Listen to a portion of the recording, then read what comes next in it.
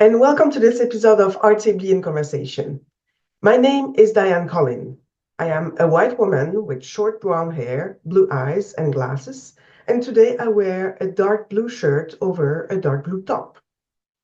Behind me is a dance studio with gray walls, tall mirrors, and spotlights. But for this episode, I will be in a lab surrounded by electronic cables, computers, and materials of all kinds. This series presents artists, academics, and project leaders who dedicate their time and energy to a better accessibility for people with disabilities in the arts. You can find more of these conversations on our website, artsably.com, which is spelled ArtsAbly.com.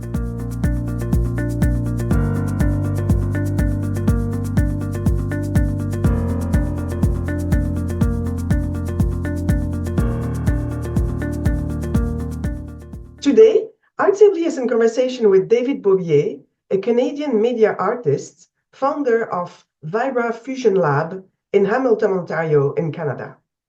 You can find the resources mentioned by David Bobier during this episode on ArtsAbly's website in the blog section. Welcome to this new episode of ArtsAbly in Conversation. My name is Diane Collin, and today I have a special guest, and I am in a special place. I am with David Bobier, and I am in his lab, and he's going to explain us where we are exactly. Welcome, David. Thank you. Nice to have you here. Yes, thank you for welcoming me here. I really appreciate it. Absolutely. So this is a fantastic place, but before we go to what is in this lab exactly, would you mind presenting yourself and also providing a visual description? Certainly, yes. So, as you mentioned, my name is David Bobier. My pronouns are he, him. Visual description is older. I'm an older white male with long white hair, pulled up into a ponytail, which you can't see. And white mustache, white goatee, dark rimmed glasses. I'm wearing a dark sweater and a dark t-shirt and blue jeans. And we're surrounded by audio cables in the background here and a white wall. Everywhere, actually. Yeah, everywhere. Yeah, true. So how did your interest for music and also technology start? Well, so I guess I will go back to my childhood, and my family, generations actually of musicians. Rural, I grew up in a rural community, so I guess you would sort of say old country. But my dad sang, had a beautiful voice, and he yodeled. And played multiple instruments. My grandfather and my great uncle also were violinists, and my other uncle is violinist. So I was kind of surrounded by music, but I didn't have the musical gene. It just didn't happen. I took some training lessons in piano and guitar, but it just didn't happen. So that was kind of the early influence, I think. And so I guess I could say maybe frustrated musician, but practicing artist. And I sort of consider what I do through my own work and through VibraFusionLab is some sort of manifestation of that experience of sound. I have a hearing loss as well. Experienced it, I guess, really from birth, but never really thought of it as any kind of sort of detriment. But then I think around my early work was really had a lot to do with sound, kind of texture, source, where the sound came from. So I was doing a lot of, I got a job actually teaching at Mount Allison University back in the late 80s and early 90s. I started then kind of bridging the idea around technology and music and art. And Mount Allison University is in a small community, but it's known, Sackville, New Brunswick, but it's known, the history, it was manufacturing, and that was Enterprise and Fawcett. They were makers of furnaces and, you know, all kinds of appliances. So with that kind of influence, I think, in the community, or in the history of the community, I started kind of working with familiar objects that made sound, but then sort of playing around with that sound, recorded sound. So I was working with different sort of household objects that created sound, and turning them into installations. And I was also interested in how I could engage the audience. And so there was always some aspect of entering the work and actually allowing the viewer to become a participant in some way or another, whether it was activating the work or changing, you know, sound effects, that sort of thing. So, and then during that period of time, we adopted 2 deaf children.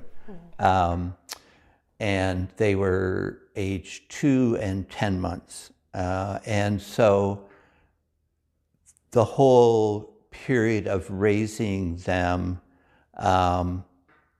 sound became an issue, something that was more prevalent than I think it was before. Like, how are they experiencing sound? How are they reacting to sound in a space, and watching and observing, and became, you know, through them became actively involved in the deaf community. And in the 90s, I actually created an exhibition that was about that experience. And it was called, what was it called? Oh, shoot, I forget. Anyway, I'll get back to it. But it was an exhibition of a number of installations that looked at the history of deaf culture. It looked at language, and it incorporated all this sort of information into the installations. And it traveled around Ontario. And I think it was probably, from what I kind of sense now, one of the first exhibitions that really explored that. There was a catalog for that as well. So I think the combination of all of that kind of took me in the direction of, as an artist, obviously incorporating sound, but at the same time, this would be 2010, I think, around that period of time, Ryerson University, which is now called Toronto Metropolitan University, as you know, there's a department there that's now called Inclusive Media and Design Center, and back then they were they were working on a project to develop a theater chair for the deaf. So there was like, I think they worked on that for probably 4 or 5 years. And I heard of it, and they were doing a public performance or public display of this work in a bar, Clinton bar, it's called, in Toronto. So I heard about it, took the kids, and, you know, they tried out and met some people there. Anyway, I proposed to Deb Fells, who is the leader of that project, that the work that they were doing needed to be explored in a more public setting. And this is sort of, you'd mentioned this earlier about academic research needs to have, you know, more legs than within the confines of the university. So I worked with them for a bit, and then I suggested that we start doing some workshops outside of the university, and I coordinated those, and then we collaborated on a SSHRC grant to establish VibraFusionLab, but outside of the university. And so we were successful, and we set up the first VibraFusionLab in London, Ontario in 2012, and operated there for about 3 years. And during that period of time, it just became a kind of drop-in center for musicians, for artists, for underground bands. It became this sort of place where people could come together and enjoy music and experience so the technology that that had been developed at Ryerson essentially got transported into VibraFusionLab. So we had all these chairs and all kinds of vibrating stuff. And that's when I first actually met Jesse. I invited Jesse to come. Jesse Stewart. And that was remarkable. And you know, people like Gordon Monahan, who's a international sound artist, Marla Halady from Toronto. Like, I just sort of wanted to connect with people, so I just contacted them and said, "Why do you want to come?" And I was able to fund everything, so pay them to be there, and that lasted for 3 years. Wow. So when did you move here in Hamilton? Yeah, so we actually moved to Hamilton in, 2025. I think in 2023, we had been doing some projects. We partnered on some projects with Center 3, which is an arts center here in Hamilton. We'd already been working on a few projects together, and they located a factory building that had been renovated, and so the proposal was that they would move into that space and we would move into that space, which is here in Hamilton. We did that and got set up, and within a year the building was up for sale.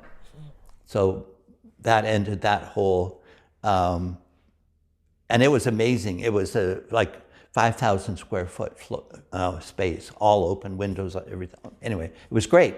But we then moved here in 2024 into this space. Okay. And can you talk a bit about the type of projects you're leading when you are getting together with artists? Yeah.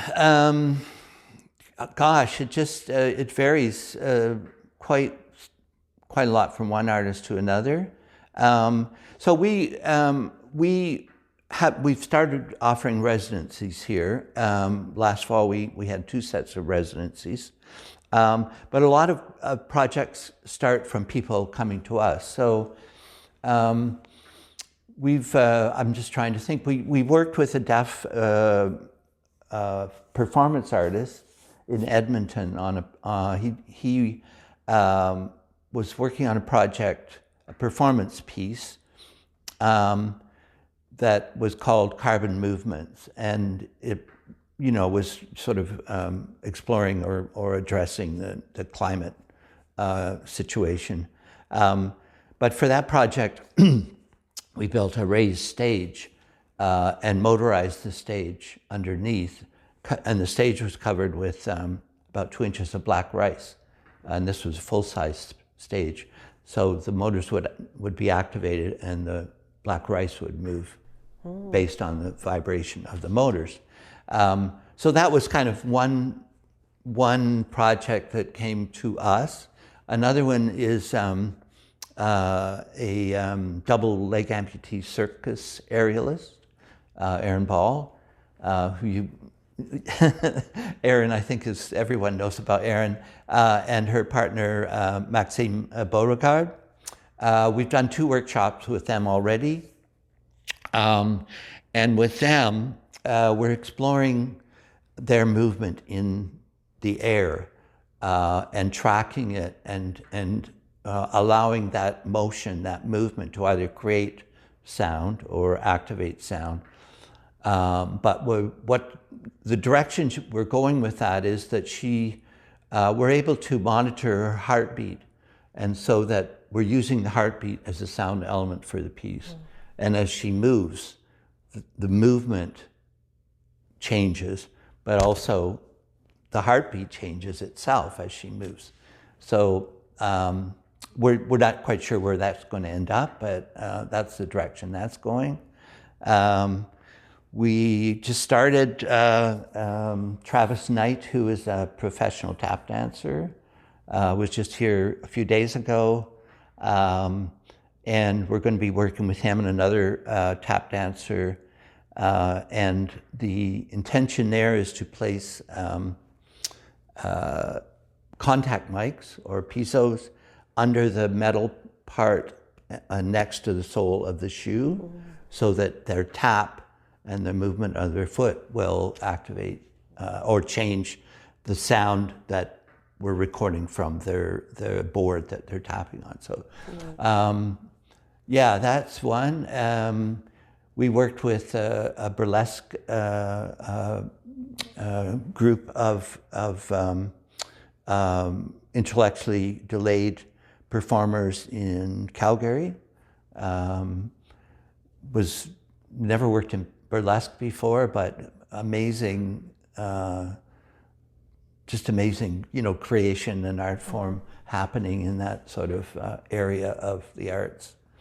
Yeah, and also I think the other sort of part so VibraFusionLab is sort of built around 2 kind of foundations. One is to support deaf and disabled artists in the creation of their work through whatever sort of technology we can create for them or develop for them. And the other is to create access to art for audiences from the deaf and disability arts community. So those have been 2 very standard frameworks for VibraFusionLab, and still are, I would say. So yeah, so we do a lot of setting up vibrotactile systems in theater spaces and all across Canada, from Vancouver all the way out to Halifax. We've done that. And we can set up, we have pillows, vibrotactile pillows. We have Wooger belts, which are a commercial product that we use, and we can set up upwards of 100 systems in a space for the audience. So, I have a related question. You already replied a bit, but I was wondering what it meant for you to work in an environment where you improve, increase, make a better access to the arts in the disability community and in disability culture in general. Yeah, so what does it mean to me? Oh gosh, it's thrilling. I mean, but it's hard to encapsulate what it depends too on, every individual that we work with comes with certain conditions, certain needs, but also certain ideas. And to just, be an observer in all of that. And to, as an observer, to watch that process of creation, what happens from the point of saying, well, we have this for you, these various things in the space that you can work with, and how they sort of transform that to make it their own. I think that's it. That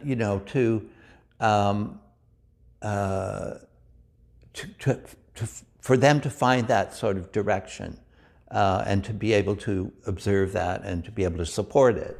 I often, when I talk about VibraFusionLab or myself, I often talk about we're facilitators. We're just sort of here to kind of guide and offer and then support, and however we can. And I'm deeply committed to supporting the artists for everything. I always try to make sure we obviously pay well for artist fees, but accommodation, per diem, travel. I really don't want the artist to have to, the cost, to be here, that it costs them something to be here. However we can manage that, it's through, we don't have operating funding, we don't function on operating funding, so we work from project to project, but also people come with projects, so it's a little bit tenuous at times, but we're fortunate to be able to still be doing what we're doing and to have a space, and to say that we have, it's just a place to play, essentially. Yeah. So I have a last question for you before maybe we can explore some of the elements we have in the room. I was wondering if during your career you met people who really counted for you or really transformed the way you were seeing. Despite family, I know that you have two sons who are deaf, but in the disability culture community, did you meet people who really marked you in your career? And you can name more than one if you want. Who are they and why? Well, I worked with an artist, a deaf dancer, choreographer from the UK. And I won't say it was I'm not totally amicable, but I would say influential in terms of the kind of project that we worked on, and the access it gave me to other venues, other people. So her name is Chisato Minamamura, and she was working on a project called Scored in Silence. She's Japanese, and as I said, but she's in the UK. She lives in London, UK. And the project was to sort of investigate the experience of deaf people during the bombings of Hiroshima and Nagasaki. Very profoundly difficult project, but she spent time in Japan and actually located some deaf survivors. So she interviewed them.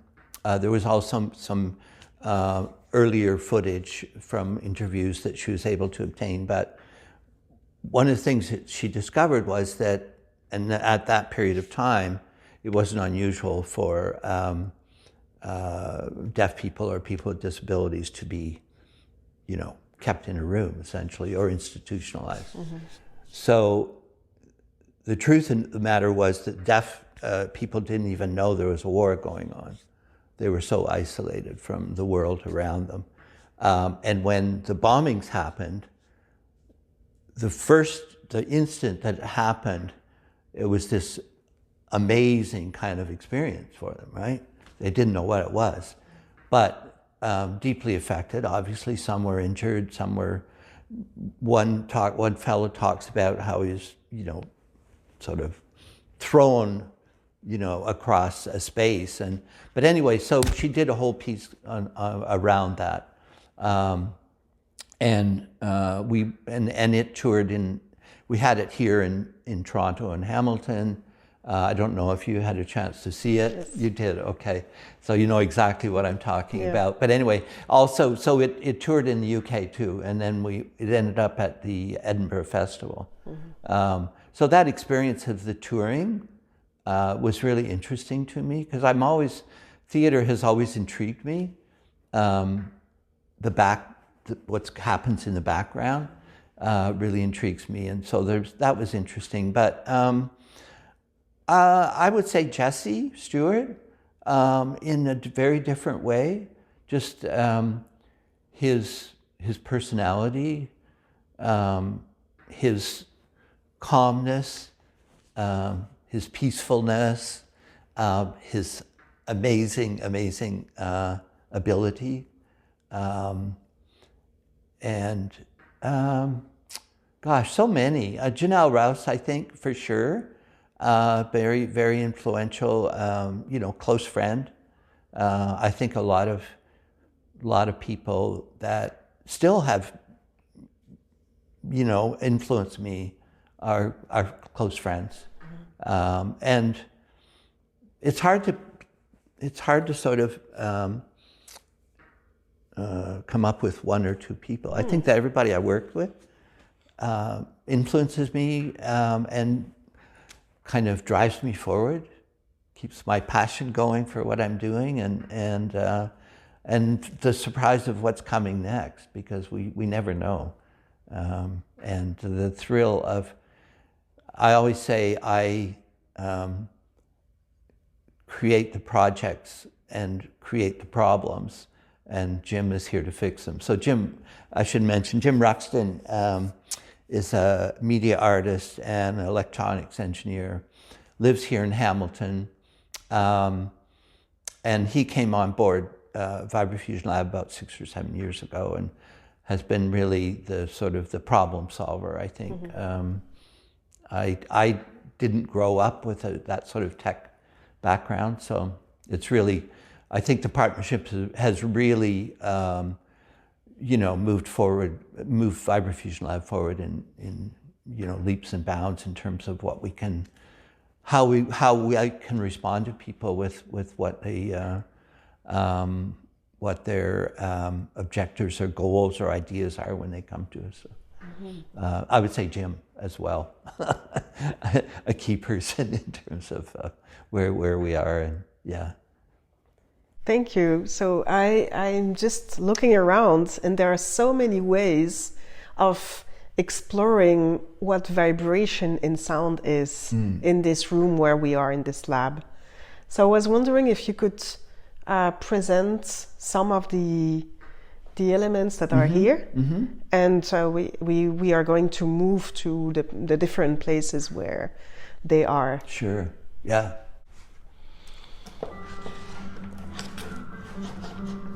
Okay, so what are we looking at right now? Okay, so what we're going to be looking at is a couple of, I just mentioned the vibrotactile belt, but there's a couple of devices that we use quite commonly, in particular in theater situations. This is what's called a Woodger, we call it a belt, it's also called a strap. It's obviously made by a company called Woodger, and these kinds of companies, there's Subpack, Woodger, there's other smaller ones, but these products are designed primarily for gaming, but we've found that the Woodger belt, because it's easy to travel, easy to ship around, because we do, as I say, installations anywhere that we get called, and it's plugs directly into a live audio system, or live. You can have live recording going directly into it. But so the idea is that there's a transducer inside which vibrates to the sound. That's you don't hear the sound from the belt, but the vibration is there. You can adjust it Yeah, so we have, in the lab, we have somewhere between 110 and 120 of these that can be installed in a theater. We have a cabling system that we've designed, actually Jim Ruxton designed, that can transmit the audio signal to that many belts. We also have a VibraTactile pillow here. Inside is again a transducer. So a transducer is I should have had one here, but it's designed much the same way as the speaker is, but it's designed to emphasize vibration of sound.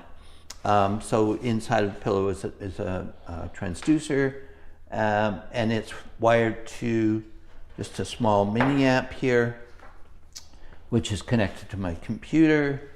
And I'm just going to play something from I think Ethiopian band called Tanarowan.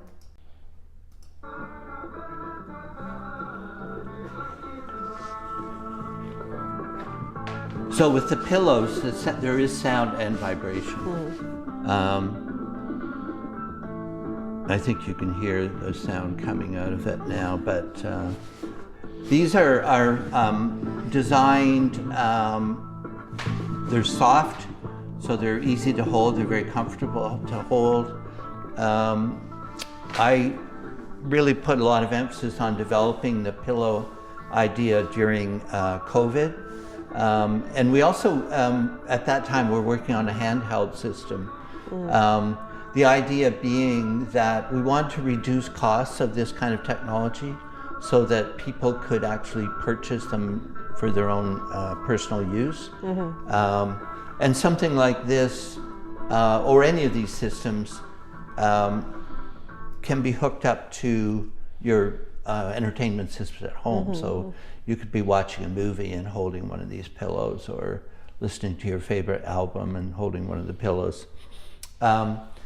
But pushing the idea of the pillow forward, we now have a wireless VibraTactile pillow. So we're able to eliminate the cables, which particularly if we're working with live theater and people are moving around, cabling becomes quite a difficult thing for people to maneuver. And so these you just are the Bluetooth is a fairly recent development in Bluetooth technology. And so these you can just connect to your iPhone or your computer, and you're free to move around. These are also really really nice to hold. I've had people put them at their back. I've had people put them under their feet. So it's really, flexible in terms of how you want to interact with them. I'll show you here behind me is we have a VibraTactile floor, and we've been working. I first designed a VibraTactile floor for Tangled Art Gallery in Toronto, probably 5-6 years ago now, for an artist that was showing there, Deirdre Logue, and I built 4 sections of floor this size, and they were solid. This is in 4 components, but those were solid sections. And she's a video artist, so the monitors were mounted on the wall low, and then the sound, rather than coming out of a speaker or something, was channeled into the floor. So the sound videos was coming out of the floor, which was really, what happened was it really changed the experience of sound within the space. It really kind of filled the room with a different kind of sound quality. And people could could walk on the floor? Yeah, they were all ramped. So the idea is that whenever we work with any of our technology, we try to think about access, and from as many perspectives as possible. So I ramped them all. So people, wheelchair users could experience them on the floor, could experience the sound on the floor, but people would come in and sit on them or lie down, however they wanted or could best experience that quality of vibration. So now we're starting to work with separating sound into the floor. So in the case of this one, we can have 4 different sounds going into the floor, or we can control it so that sound will move in a circular pattern, or whatever direction you want the sound to move. And this is a component that then could be reproduced into multiples within a room. So a whole room could actually become a vibratactile floor space. I guess we can look at the wall. Yeah. Okay, so we've moved over to another installation that we call Haptic Voices, which is, we also refer to it as the vibratactile wall.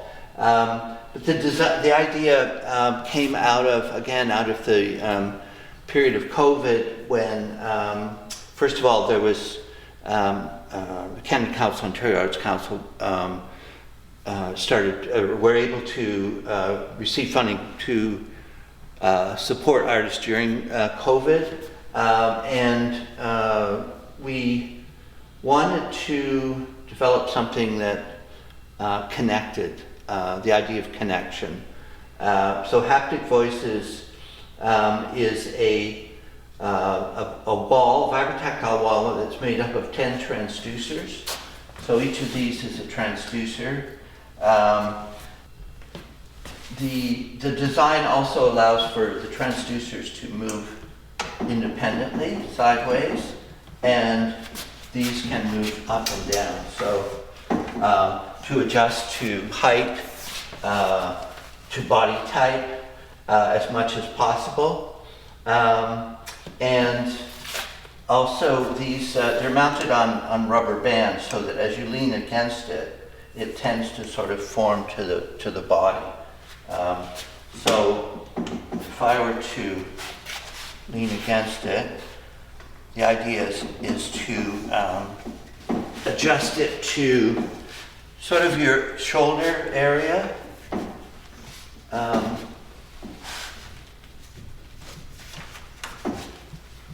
Lower back, thigh, and the calves.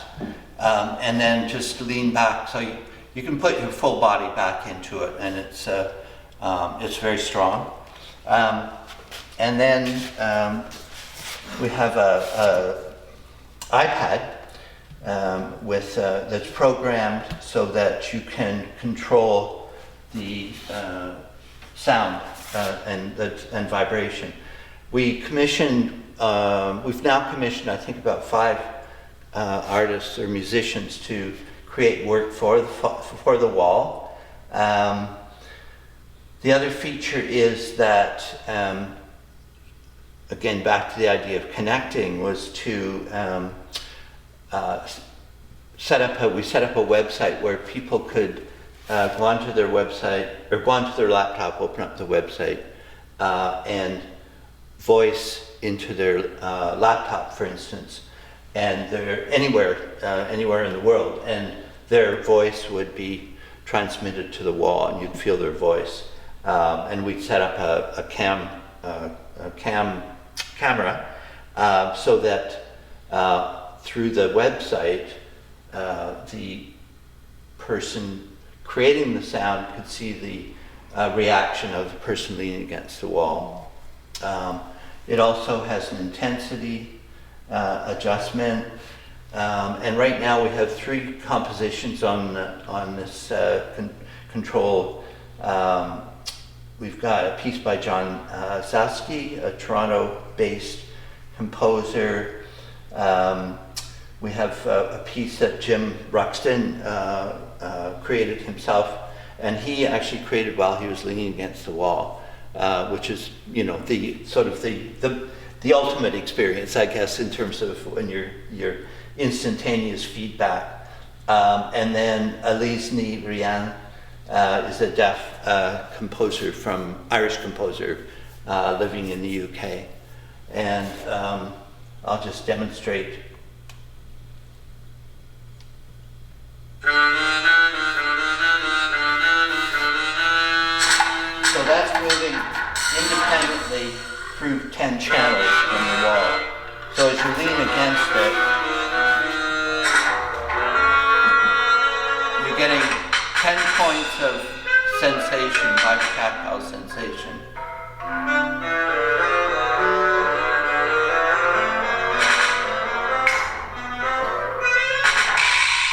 And you can't anticipate where it's coming unless you know the piece really well, which transducer is coming into.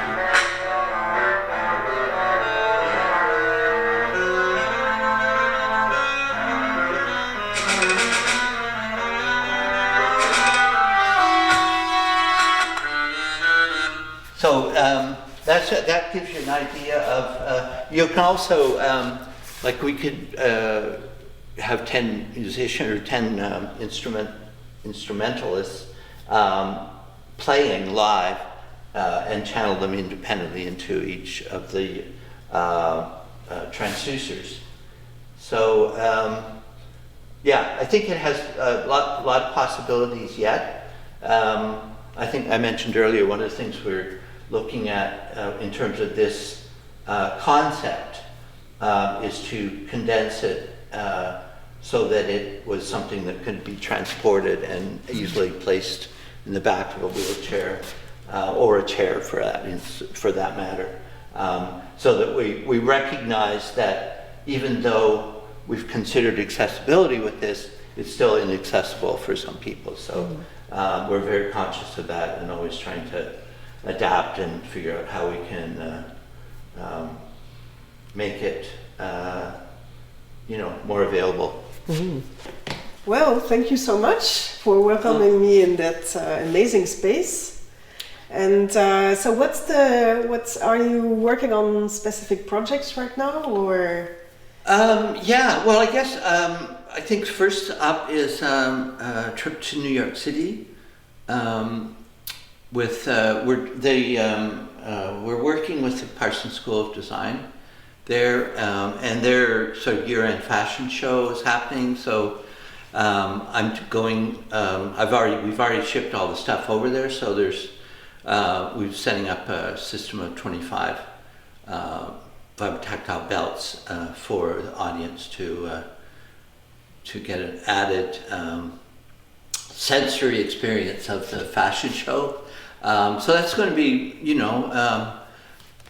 strange time to go to New York, but it's going to be a really interesting thing. I